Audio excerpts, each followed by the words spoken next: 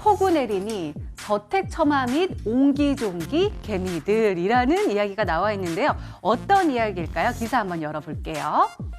네, 코스피 한파에 급락한 대형주를 담고 있는 개미들이라는 기사가 나와 있습니다.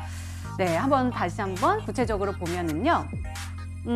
유가 급등, 인플레이션에 대한 우려감이 계속해서 깊어지고 있습니다. 미국 연준이 금리 인상을 하고 또 긴축을 하겠다라고 매파적인 태도로 돌아서기는 했지만 그럼에도 불구하고 인플레이션에 대한 우려가 계속해서 깊어지는 모습 확인할 수가 있었고요.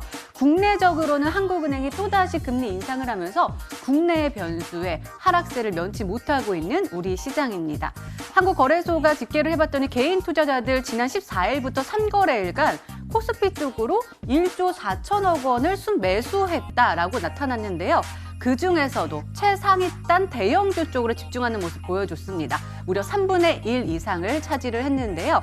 삼성전자, 카카오, 셀트리온, 카카오뱅크 이 순으로 순매수를 했는데 삼성전자를 제외한 나머지 종목들 최근에 급락이 나왔던 종목들로 확인이 됐습니다.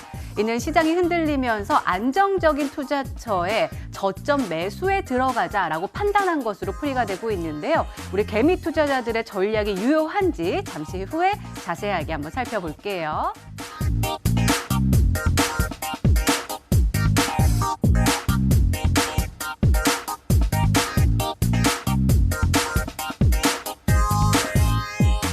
투자자분들께서 이제 대형주 쪽으로 집중적으로 매수에 들어가고 있습니다. 아무래도 시장이 힘들다 보니까 안정적으로 그래도 이 회사는 망하지 않겠지라는 생각으로 들어가시는 것 같은데요. 어떻게 볼까요? 그 대형주들을 지금 이렇게 계속해서 매수를 하는 게 유효할지 아니면은 중소형 종목들을 트레이딩을 좀 빠르게 하면서 수익을 내는 게 나을지. 두 개가 정답이 될 것 같아요. 왜냐면 지금 이게 지수가 이 정도 이제 하락폭이 나오잖아요. 네. 그럼 이제는 뭐 사실은 뭐 되돌림 반등 나올 수도 있고 V자 반등 나올 수가 있고요. 사실은 뭐 대형주 이 뭐 전략도 좋으시고요. 뭐 중소형주 전략도 여전히 뭐 박스권 매매 좋아 보이십니다. 뭐 오늘 오전에 사실 제가 미 지수 급락에도 뭐 늘 그렇습니다. 뭐 이렇게 이 정도 이제 급락이 나오면 미수 급락이 나오면 오늘 뭐 많이들 걱정을 하셨을 텐데 아침에는 오히려 기관의 저가 매수에 들어오면서 사실 지수 반등이 나올 수 있습니다. 말씀을 드렸는데 실제로 매수가 들어오면서 오히려 상세를 보이기도 했습니다.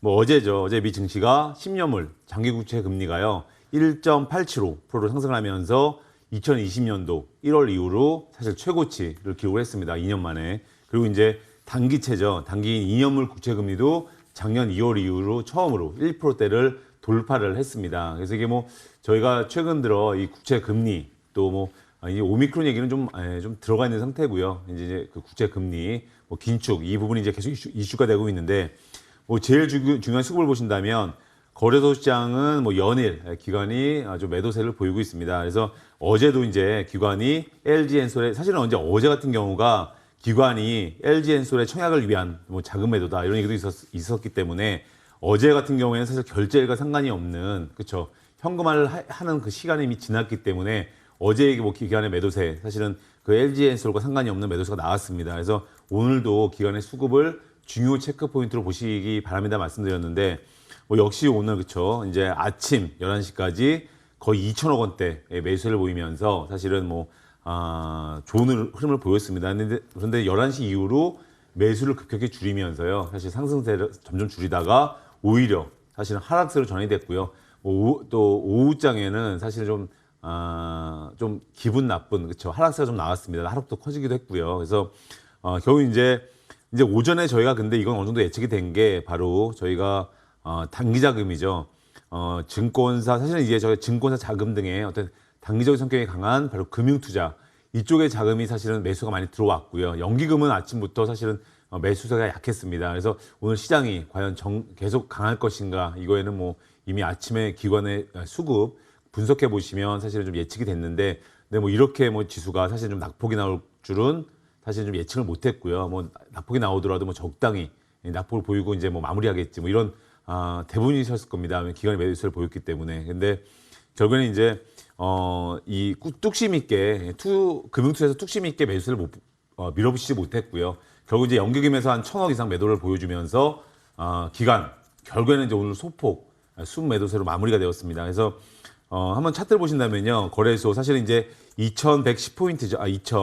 2910포인트 이 자리를 제가 중요, 그렇죠. 황금선 지수로 말씀을 드렸는데 그 자리에서 지지를 정확히 두 번 지지 보이고 반등세가 나오고요. 내려오면서 사실은 제가 이 시간에도 말씀드렸죠. 2830포인트가 중요한 황금선 지수입니다. 잡아드렸고요. 오늘도 근접해서 정확히 지지를 보이고 오전에 한때 30포인트 넘는 반등세가 나오기도 했습니다. 그리고 오후장 들어서도 다시 또 지지를 보여주고 있고요. 그래서 여전히 잡아들였던 주가 지수 2830포인트 이 부분은 여전히 중요한 1차 지지선으로 보시면서요. 지수의 마지노선이 있습니다. 마지노선은요.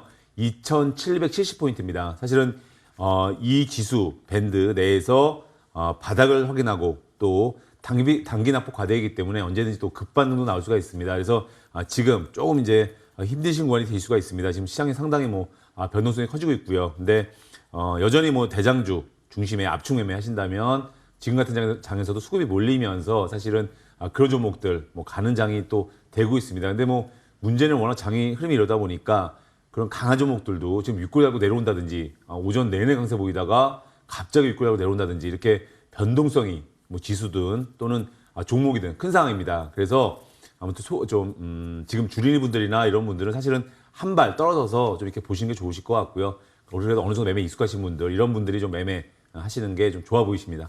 네, 알겠습니다. 좀 빠르게 손이 빠르신 분들 그리고 경험이 네. 많으신 분들은 트레이딩 관점에서도 네. 유효하지만 약간 주린이 분들 조금 나는 손이 느리다 하시는 분들은 대형주 중심으로 약간은 좀 떨어져서 매매를 해보자라고 말씀해 주셨습니다.